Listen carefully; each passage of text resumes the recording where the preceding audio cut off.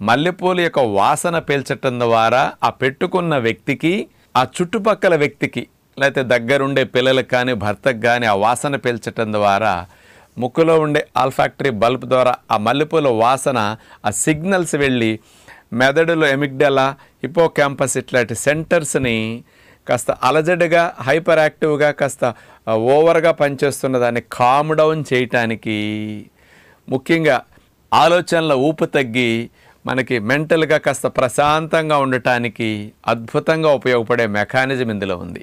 ఈ మల్లెపూలలో జాస్మోన్ అనే chemical compound ఉంటుంది. ఇదేం చేస్తుందో తెలుసండి, డోపమిన్ అనే హ్యాపీ హార్మోన్ని, సెరటోనిన్ అనే హ్యాపీ హార్మోన్ ప్రొడక్షన్ని వాసన పీల్చినప్పుడు ఇంటర్నల్గా పెంచుతుందంట.